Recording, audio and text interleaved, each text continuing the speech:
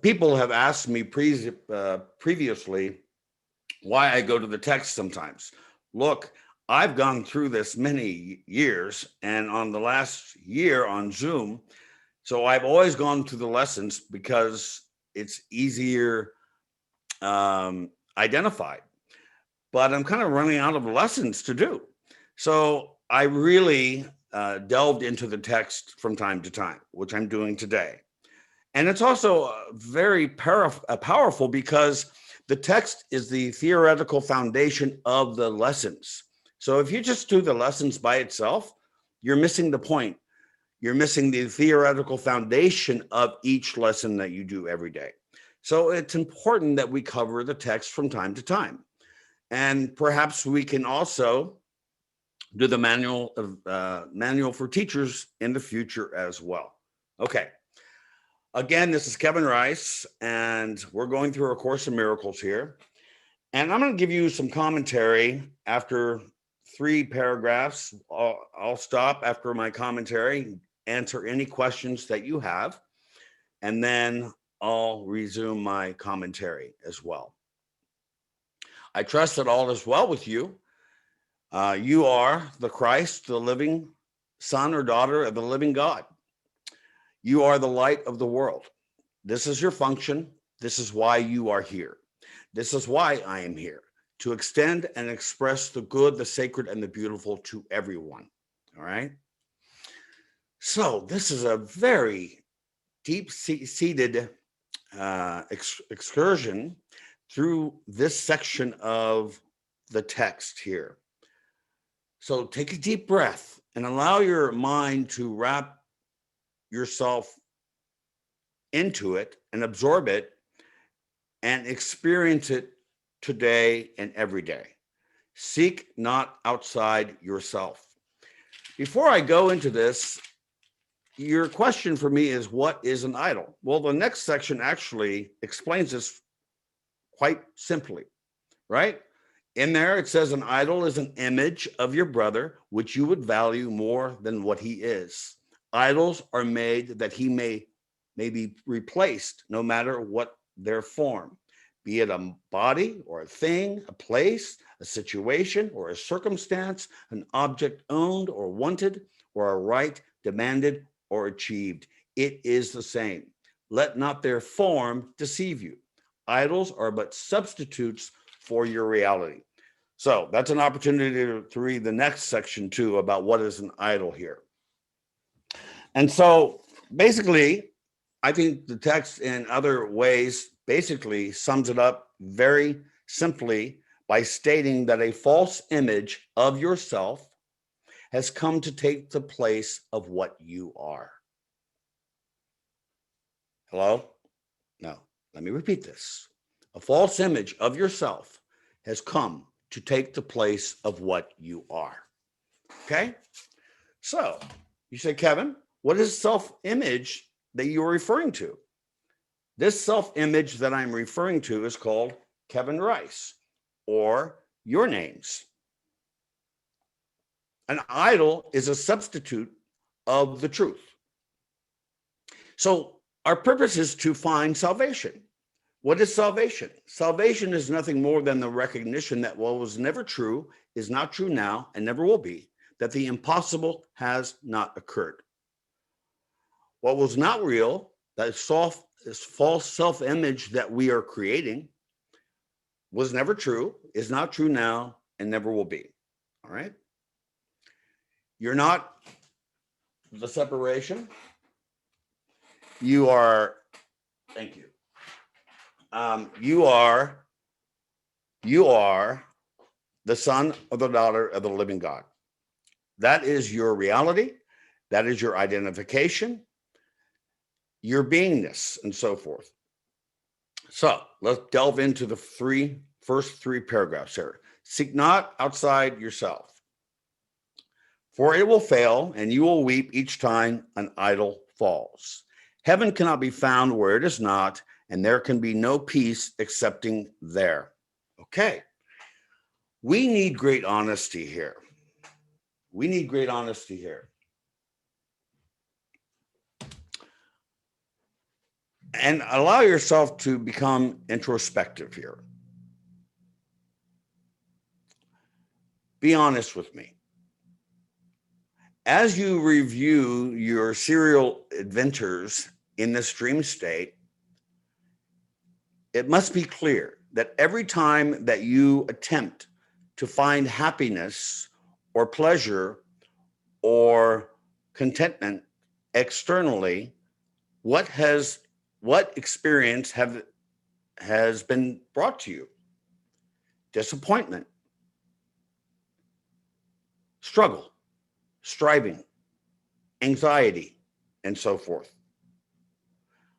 And all of this arises because we have substitute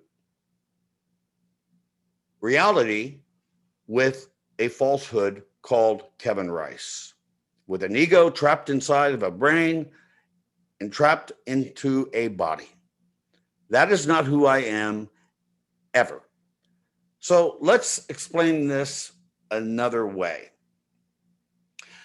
The reason why you are experiencing discontent is because we are fixated not on the eternal, the unchanging, unchangeable nature of our beingness, but we are fixated on the temporary, the ephemeral. And as A Course in Miracles says clearly, that God is as incapable of creating the ephemeral, the temporary, as the ego is incapable of creating the eternal. So the tension arises because I'm trying to find satisfaction and completion with temporary things, including the temporary figure in the dream state, the dream body called Kevin Rice, right? So all of my life heretofore, before A Course in Miracles, was Kevin Rice using the measuring stick of time and space to measure the worth of Kevin Rice and everybody else's dream bodies out there, which was a pickle. I was searching externally to find salvation in that self-image. All right. A little further. For all your pain comes simply from a futile search for what you want, insisting where it must be found. What if it is not there? Do you prefer that you be right or happy? Let me clarify this for just a moment here. Do you prefer that you be right or happy? Okay. So being right means that the temporary world in this dream state is real. I feel right about that. Okay. Or would you rather be happy? Okay. You can be right and happy by recognizing two things. I'm right knowing that the world that I see is an upside backward version of quote unquote reality. I can also be happy by dislodging myself from that notion of separation, identifying myself with the voice of the ego, and identifying myself as the body, identifying myself as this false self-image called Kevin Rice. And all the idols that I replicate in my dream state. Okay? Now, the ego says, I'm right and the world is wrong, because it's the first law of chaos in the text, right? I have a set of perceptions and interpretations and value system here, and my spouse over there has a set of interpretations and perceptions and value system over there, and it's different. I'm right and he's mostly wrong. When I even take a first step into the descent toward hell, when I believe this, that is what will happen. Suffering will arise because of it. So the question is, do you prefer that you be right or happy? And the egoic mind would say, I'd rather be right and happy. in its own version of quote unquote happiness. Buddha says, right, that life, small l, is suffering. But the literal interpretation of this statement is life is unsatisfactory. This dream state is unsatisfactory. And many of you would say, yes, it has been disappointing. It has been unsatisfactory in my life. So let's just admit this. We're like the prodigal son who left the kingdom and is in the mud with the pigs for the rest of his lot. And he recognizes finally, oh, maybe I chose poorly. Maybe I took a detour into fear. Maybe I took a detour into darkness and disregarding the light and the love and the peace and the contentment that has already been given to me today.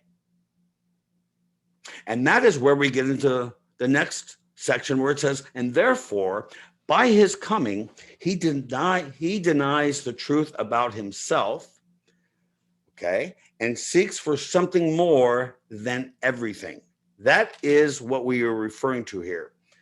And also, I want to make sure here, it's also mentioned in the next section as well, the quote, more than everything, end quote, is not a thing to make you tremble and to quail in fear.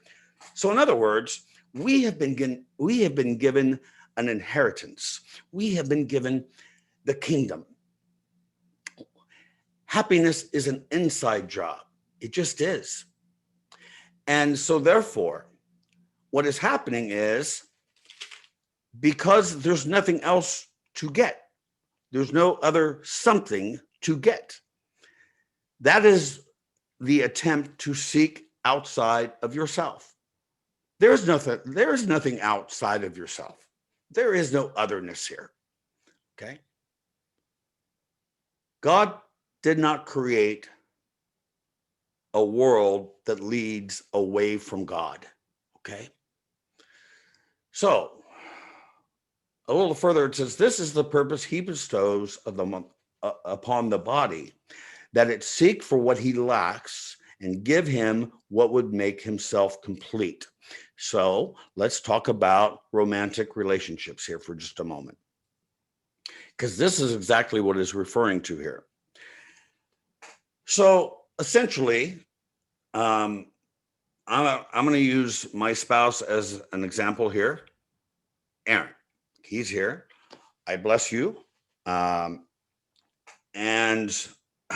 I do tell him from time to time, and people don't like when I say it, but I just do it in a funny kind of way as a remembrance of the truth when I say, hey, I love you, but you're not special. But you are sacred. You are sacred, okay? Because we know, and he knows my take on things regarding relationships, but most relationships are two sets of expectations coming together to live in frustration. And the reason why is because I am experiencing the scarcity principle. I'm missing something within me. What am I missing? I'm missing the treasure, the inheritance. Why do I miss it? Because I threw it away. I threw it away, and I perceive my treasure inside of Aaron's body instead.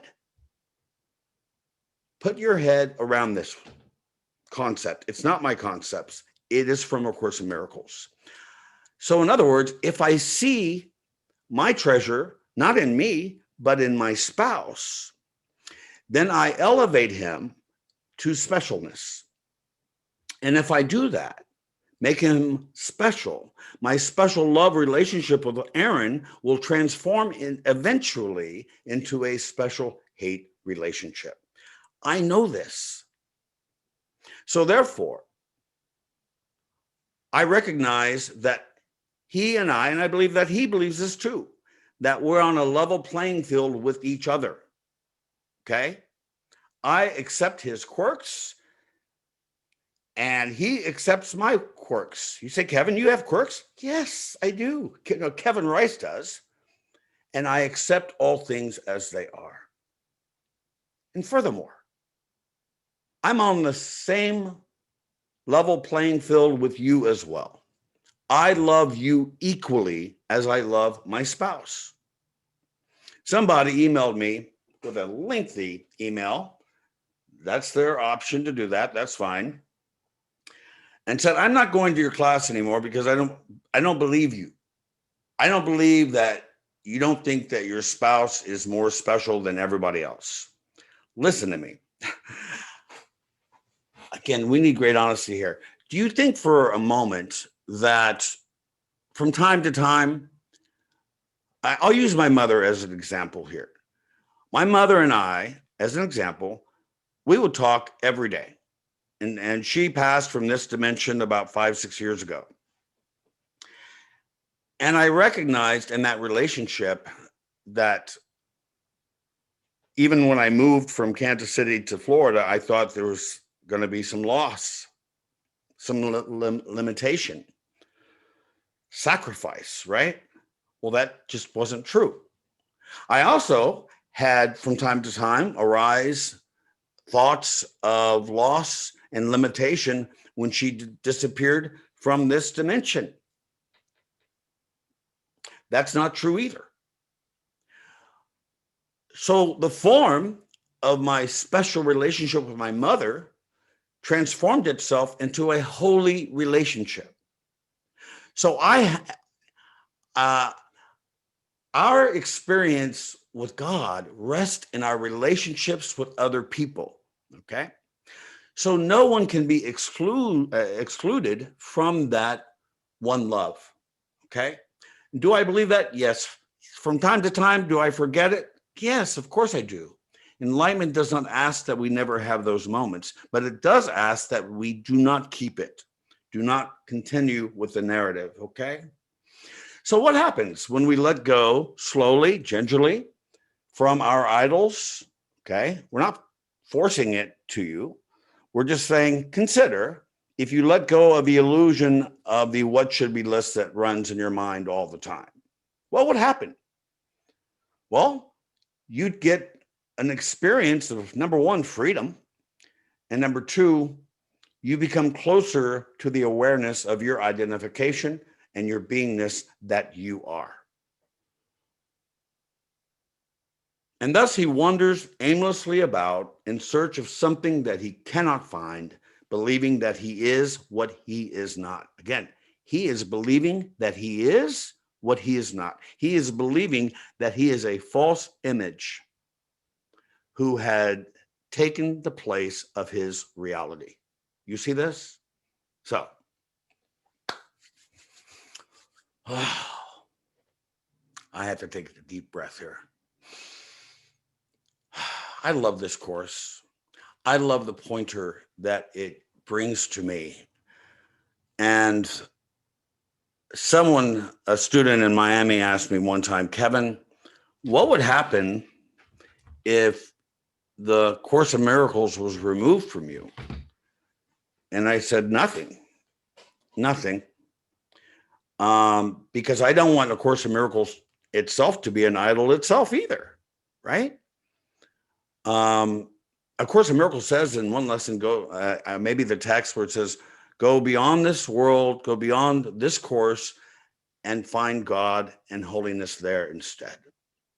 So that's one of the illusions in this dream state, coming out of time and space into time and space and encouraging us and pointing us to what? Who we are. Who we are. Who we are. The light of the world. And we can't know that light until we express and extend it to everyone without exception. So, I got a new people here. Welcome, everybody. So I'm going to open the floor here, and you can have the mic now. Just unmute yourself and ask any questions that you have. A question from the attendee. Can you elaborate more about your relationship with your mom, about form and the holy relationship? By the way, if you want a thorough explanation of this relationship, it's my book, A Course in Miracles, The Game of Love. It's on my website, onlylovingthoughts.com. And Aaron just reduced it to like $11. And if you can't even afford that, just make a donation. I don't care, and we'll send it to you. To answer your question more clearly here,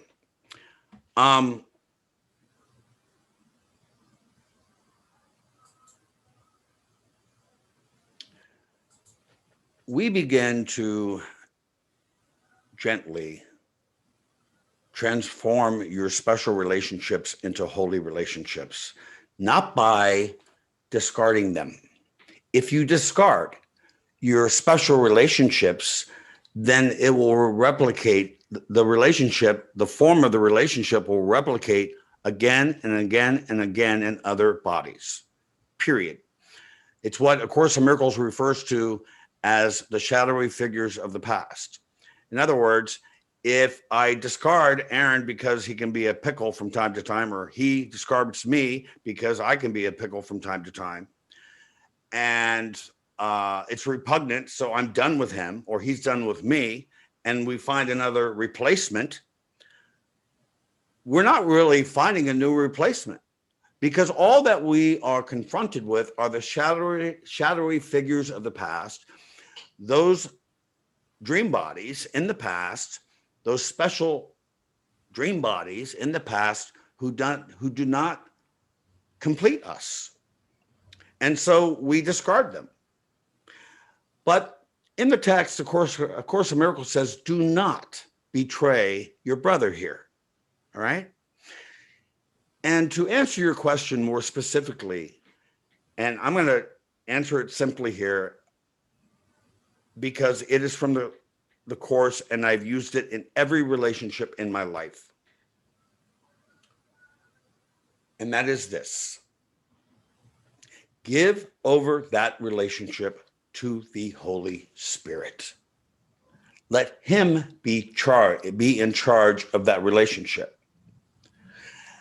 So what is happening there in that process is the self-image of Kevin Rice, who thinks he's so powerful, which he is not, returns that false power to the Holy Spirit to transform gently that special relationship to a special holy relationship. Okay.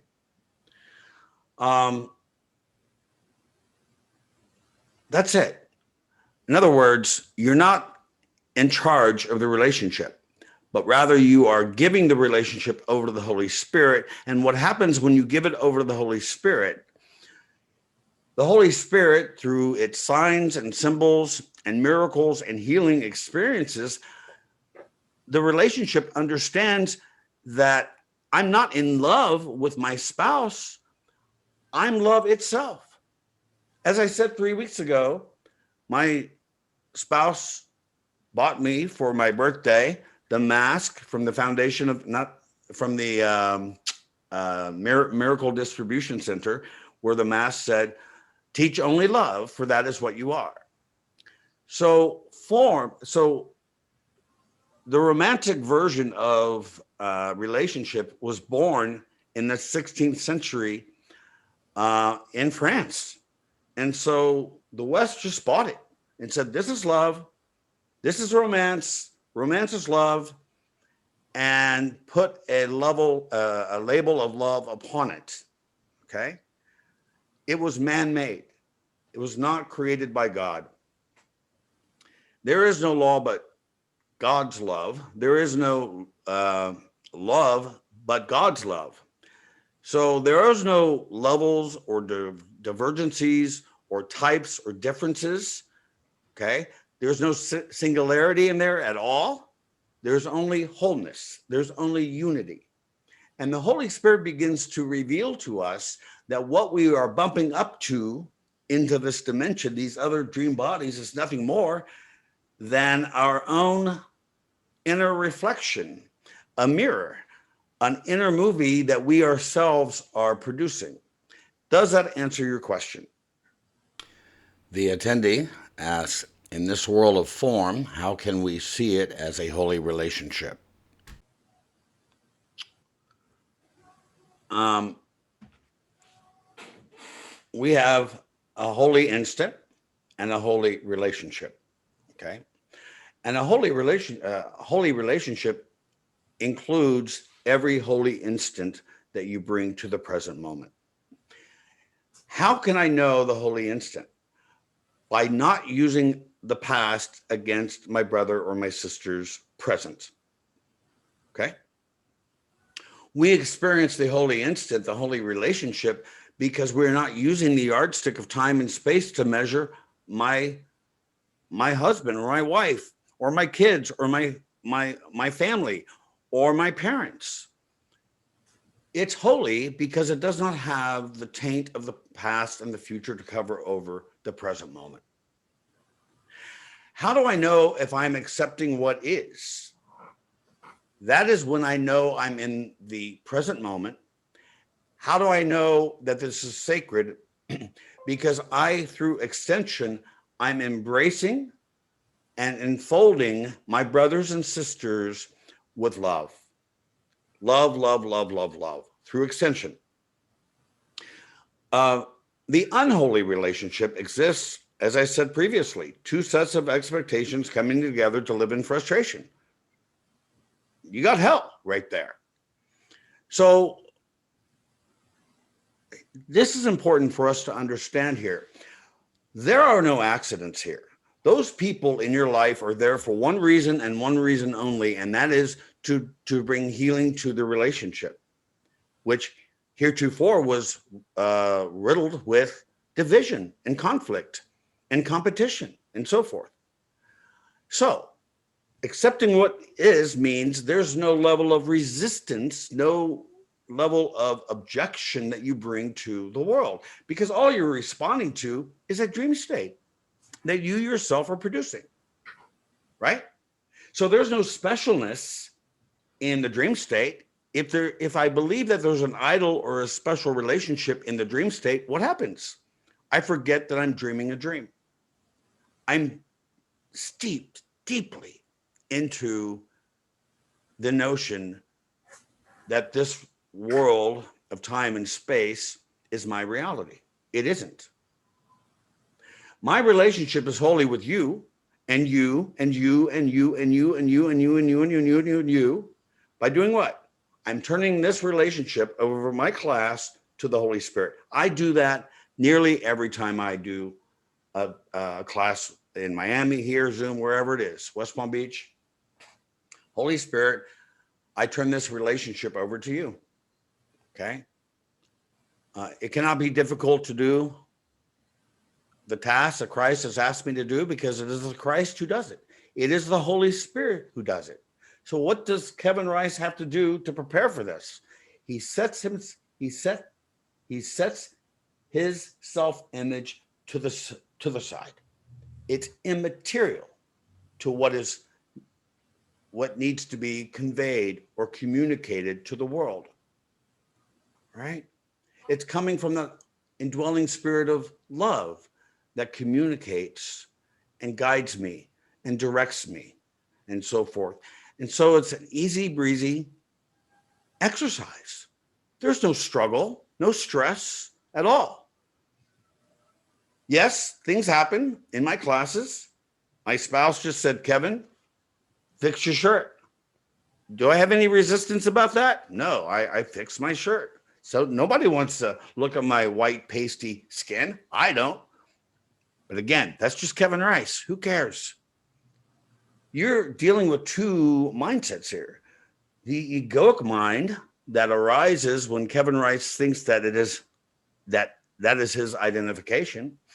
When I set that aside and say, oh, that's just dream stuff. That's dream bodies. I would rather connect with the mind of God by connecting to the mind of you. Okay? I hope that I have explained that more thoroughly. Thank you. Yes. Anybody else? One attendee says all relationships are equal and therefore they are holy. So thank you so much. In one paragraph, and each one will fail him, all excepting one, for he will die and does not understand the idol that he seeks is but his death. So let's talk about that. If I'm seeking a false image, a false lifeless image as my identification, this dream body, and then I find another dream body, a self-image, right? And trying to find communion and relationship in that way, using invisible parts, as A Course in Miracles uses it as, then I'm telling myself that I'm steeped deep into the dream state and therefore unaware of my reality as the light of the world, as well as losing the remembrance of my oneness with my Father. And therefore, I'm telling myself in that instant that I am dead. I'm giving a nod to death. Or in another section of this portion of the text is that I think it's a little later here. Let me find it here. Well, I'll get to it in a minute. That I'm basically understanding that Kevin Rice is sleeping in that moment. So can I judge a person who is sleeping? No, I can't. I know that the ego thinks it can, but it is incapable of judgment because it's trying to evaluate and measure and judge an upside and backward world in a dream state that God did not create and therefore is not real, as no cause, no core, no substance, and no consequence. Period. We begin to awaken from the dream of fear, special hate relationships, to a dream of love, which is a holy relationship that we have with other people. Whenever you attempt to reach a goal in which the body's betterment is cast as major beneficiary, you try to bring about your death, for you believe that you can suffer lack, and lack is death. Reminds me of that section from A Course in Miracles. I have it here, but I don't which lesson it is. We'll find it later. I'll put it on the editing part. And herein lies the folly of defense. And this is trying to betterment our bodies, right? And herein lies the folly of defense. It gives illusions fully reality and then attempts to handle them as real. It adds illusions to illusions, thus making correction doubly difficult. And it is this you do when you attempt to plan the future, activate the past, or organize the present as you wish. If you let your mind harbor attack thoughts, yield to judgment, or make plans against uncertainties to come, you have again misplaced yourself and made a bodily identity which will attack the body, for the mind is sick. And I'll repeat what I said 2 weeks ago, that the body cannot be sick. It is only the mind that is sick, only the mind that thinks the body is sick that is sick. So we have two levels here, the level of mind and the level of the dream state.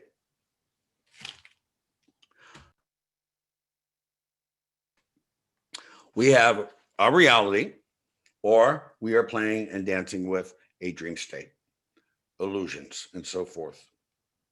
Yet each must fail and crumble and decay, because a form of death cannot be life, and what is sacrificed cannot be whole. You say, Kevin, what do you mean when Jesus uses the word sacrifice?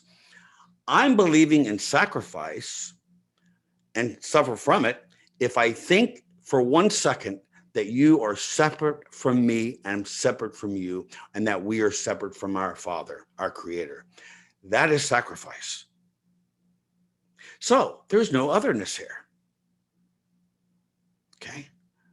we only have one mind here, not 7.5 billion minds. One mind, and we can participate in that one mind and experience the benefits of that. And setting aside any attempt to plan for the future, letting go of any grievances or grudges from the past, and definitely cease the temptation to try to control what is, to adjust reality to my own distorted way. I'll say it this way. I think this is chapter 2 of A Course in Miracles, and I read it yesterday, right? We did 4 things that we believe these notions. Number 1, that what God has created can be changed by our own minds. Number 2, what is perfect can be rendered imperfect or wanting. Number 3, that you can distort the creations of God, including yourself. And number 4, you can create yourself, and the direction of your own creation is up to you. You see the difference here? Boom, I'm sleeping. I'm sleeping. You said, Kevin, I don't really understand that. Well, watch the replay, and you can write this down too, okay? And I'll finish here. We went about 4 minutes over, but who cares?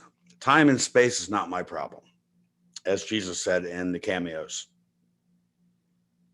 Let us forget the purpose of the world the past has given it.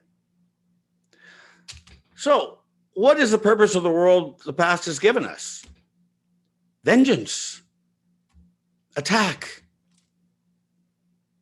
I'm reminded from that statement from the Course in Miracles where I have a temptation to attack, where it says the past is over, and with its passing, the drive for vengeance, the drive for vengeance is uprooted and disappears. So the drive for vengeance of the past, right, is uprooted because you have utilized and exercised extreme forgiveness to do what? To let it go. And the only part of the past that you retain is anything that you did lovingly, right? Every thought that you thought lovingly retains its presence and reality to the present moment and through eternity. But everything else must be forgotten and forgiven.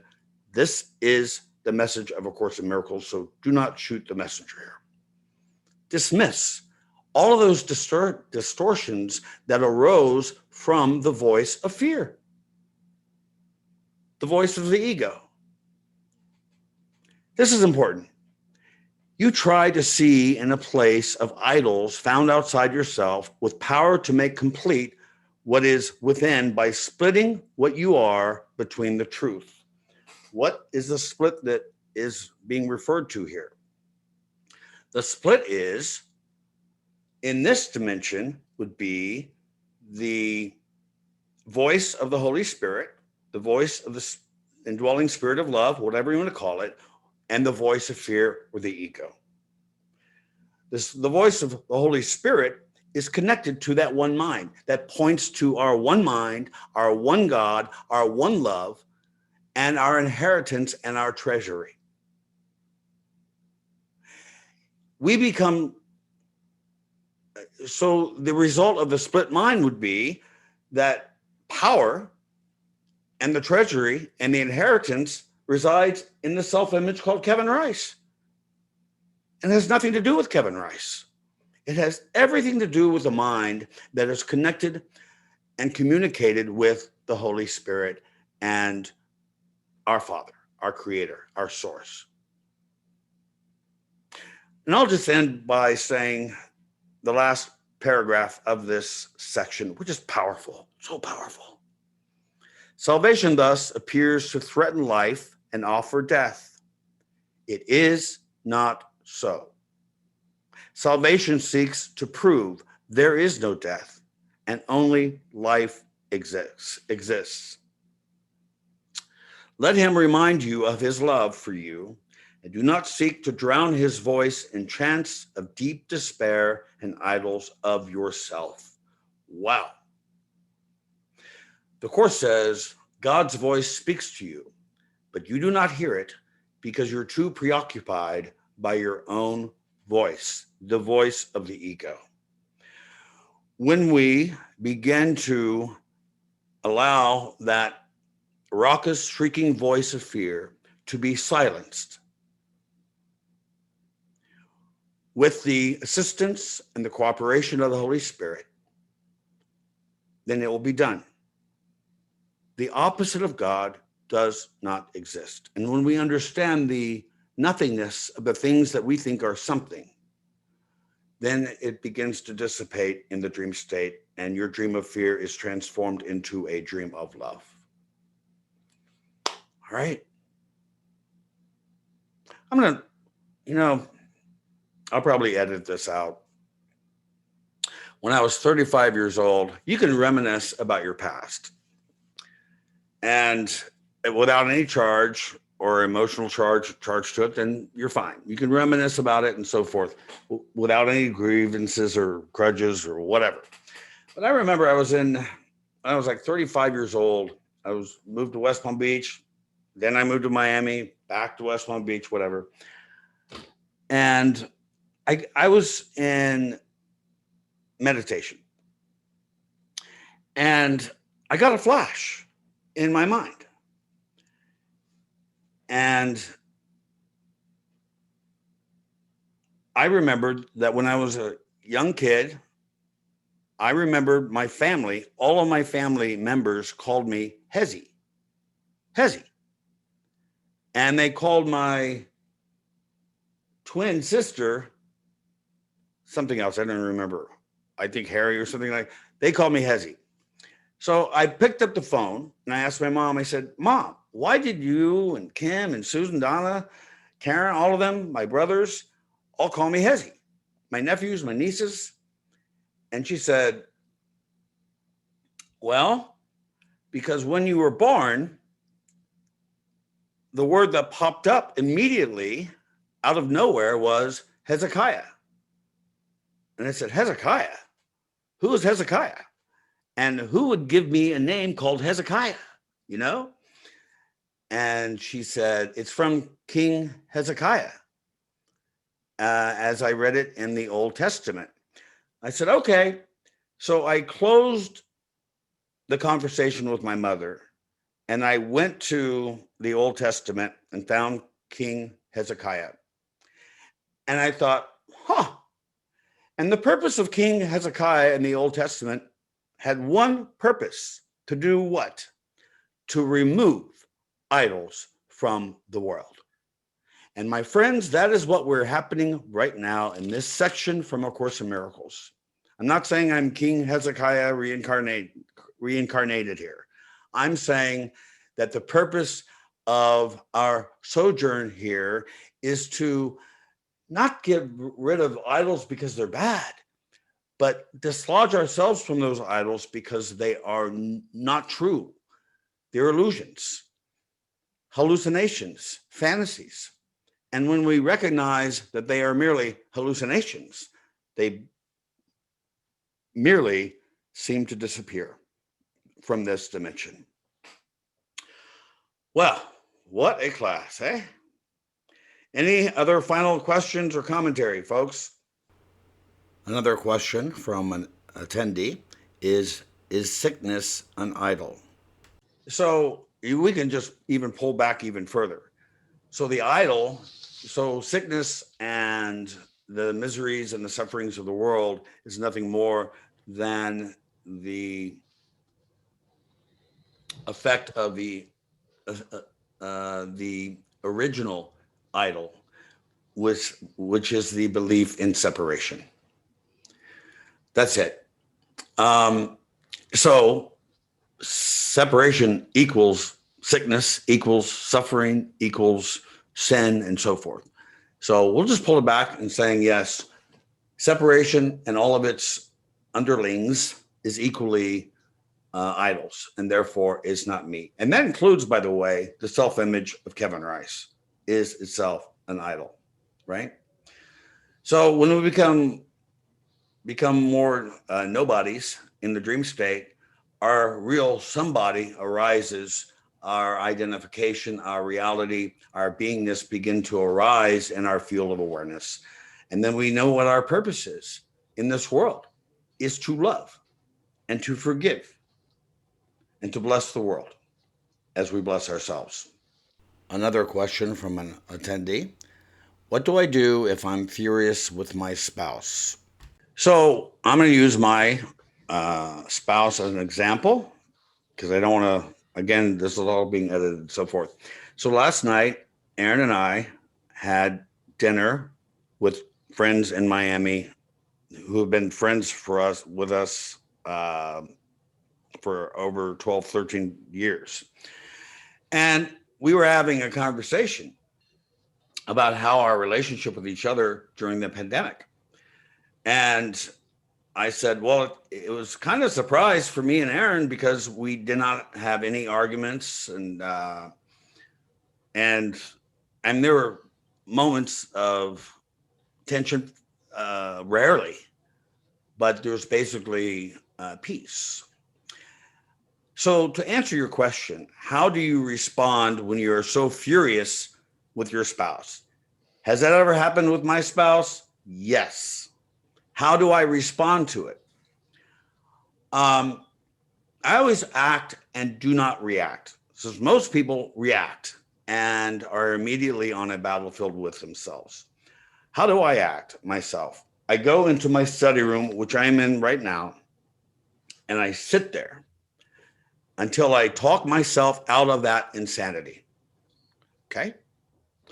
Because what is making me furious about my spouse is not my spouse.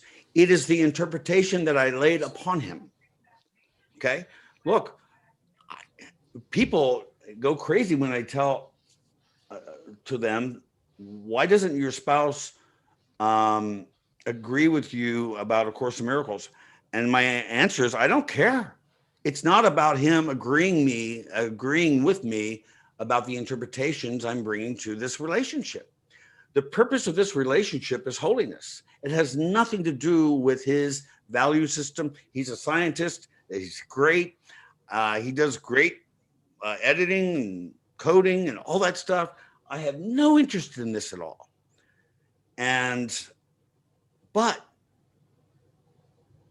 we're on a level playing field with each other because I do not accept any interpretation that his value system or his interpretation is better than mine or worse than mine.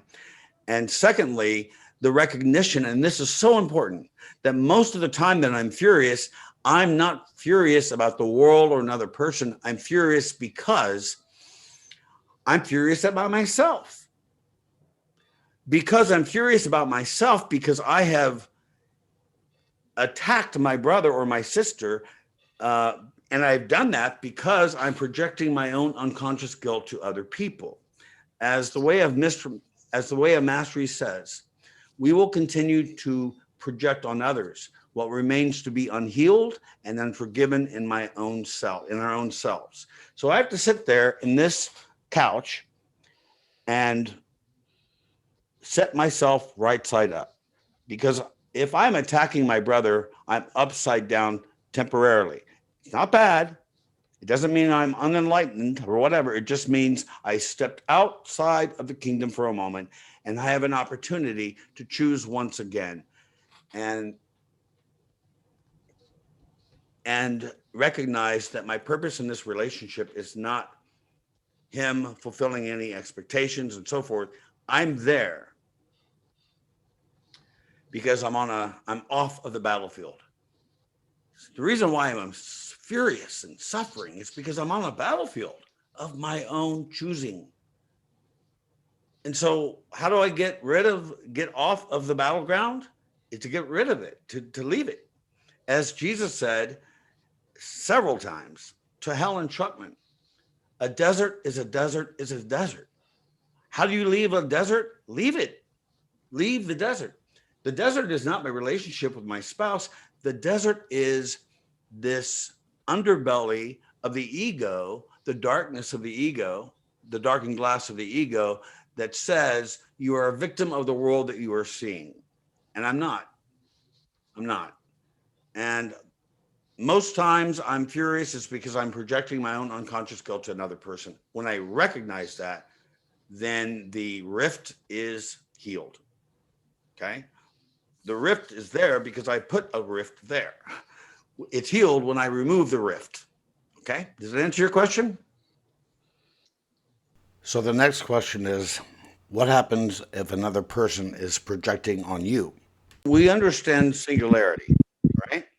So each dream body has a system. And they're looking at the world through a limited scope or lens. And therefore, all of their perceptions that they are experiencing and hurling it to you, when you recognize that, you dissipate the power. And I know people are leaving, but I'm going to mention my dear friend in West Palm Beach. When somebody disagrees with her or whatever, she responds by, "You're right," and moves on. I think that Buddha said the same thing too. How do you deal with a disagreeable individual? Don't argue with them. Get off the battlefield immediately as you can be. Recognize that you dismiss it for what it is, nothing, and then move on. Now, this also involves sometimes by allowing yourself to forgive yourself over and over and over again because an error or whatever, or forgiving another person, not for what they did, but for what they did not do, because what occurred only occurred in dream states. You got it? Okay. Anybody else, folks? I'm going to land the plane here. And if no one has told you today that they love you, allow me to be the first. I love you so much. A Course in Miracles says, to give and to receive are one in truth. I will receive what I am giving now. If you are inspired to support Unity on the Bay and myself, you can text UOTB to the phone number 73256 and you'll receive a link to enter your donation, and then drop down to ACIM-Kevin Rice to indicate that your offering is directed to this class. Or you can give through the website, unityonthebay.org/give, and drop down to ACIM-Kevin Rice under Select Fund. Your donation goes to support Unity on the Bay and the time and value we put into providing these teachings. I invite you to also visit onlylovingthoughts.com for all our A Course in Miracles videos and much, much more. Thank you, and thanks for sharing this A Course in Miracles Zoom class with other people.